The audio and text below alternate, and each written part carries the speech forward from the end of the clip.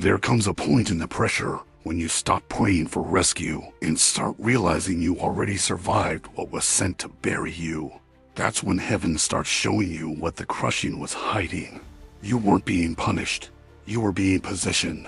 When God hides you, He's not rejecting you, He's refining your reach.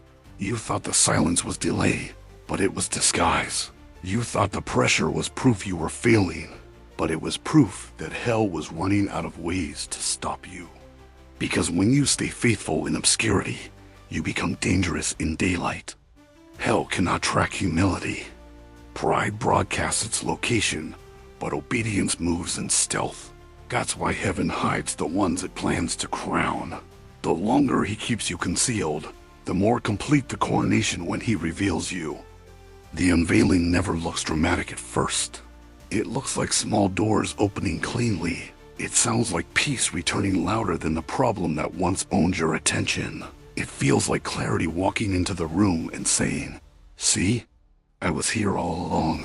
That's how God restores, quietly, surgically. And then suddenly, you'll start noticing how what broke you became blueprint. Every place you bled now beats with understanding. You talk different, pray different, even breathe different. You stop performing peace and start carrying it. You don't chase impact. You are impact, walking in slow motion. Pressure graduates you into authority. It gives your words weight. People start asking, "How did you stay calm?" And you'll answer without arrogance, just gratitude. Because the fire didn't fail me. It formed me. What used to trigger you now trains you. What used to drain you now deepens you. The same silence that once felt like abandonment now feels like alignment. Because revelation doesn't arrive like lightning anymore, it settles like breath. You've learned to listen beyond emotion. You've learned that stillness is a sanctuary, not a sentence. And somewhere between the pressure and the proof, you became unshakable. That's when heaven trusts you with visibility again, not as a reward, but as responsibility. Because light isn't about attention, it's about assignment. When you glow correctly, the ones still burning learn how to burn without breaking.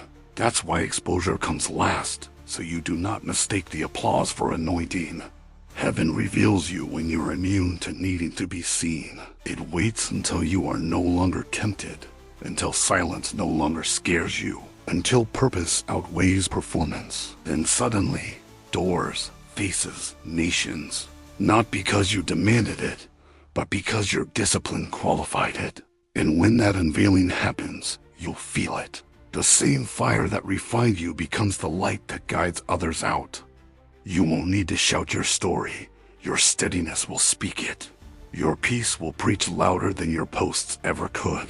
You'll walk into rooms that hell swore you'd never reach. And you'll do it without flinching, because you already fought the war privately. That's what makes the proof holy. It isn't the spotlight, it's the survival. It's the fact that you stayed kind in the crushing, patient in the pruning, and worshipful while waiting. You didn't lose your praise, you just learned to whisper it between breaths. You'll catch yourself mid-moment, realizing, this peace used to cost me blood. This joy used to feel impossible, and right there, gratitude will flood your lungs again. Not loud gratitude, deep gratitude. The kind that doesn't need music to move. The kind that smells like smoke because it came from fire you didn't die in. Now you understand what the angels already knew, that the evidence of faith isn't how loud you shout, it's how long you stand. The longer you endure, the louder heaven echoes through you. And that's why pressure is proof, because endurance is language only the refined can speak fluently. So what happens now? Now you build. You use the stillness as scaffolding. You build altars where panic used to live, by building clarity into living, wisdom into workflow, and purpose into every plan. You stop auditioning for miracles and start collaborating with them. And you remember that the armor of silence wasn't meant to stay still forever. It was meant to move quietly with precision. Now, every step you take resounds like thunder in hell. Every calm breath disrupts chaos. Every word spoken from this healed posture carries authority. The world will call it resilience. Heaven will call it readiness. You will call it peace. Finally, peace that stays. And when the next storm forms, and it will, you won't panic. You'll pivot.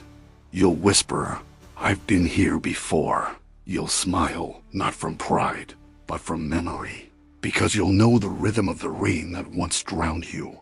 You'll recognize it not as a threat, but as the sound of fresh oil. That's the unveiling. Not perfection or cameras, but clarity and stability. And not validation, but visibility earned through obedience. So if you're still in the pressure right now, don't despise it. You're closer to proof than you think. The same God who hid you is about to highlight you, not to glorify you, but to glorify himself through your calm. Because the pressure never had power, it had purpose. It wasn't breaking you, it was birthing you. And when heaven finally unveils what it's been building in secret, the world won't see the pain that made you. They'll see the peace that proves you. Stay steady, soldier. Your silence was the furnace. Your endurance was the anointing. And your calm, that holy, thunder-quiet calm. That's the proof that you've been through fire and came out carrying light.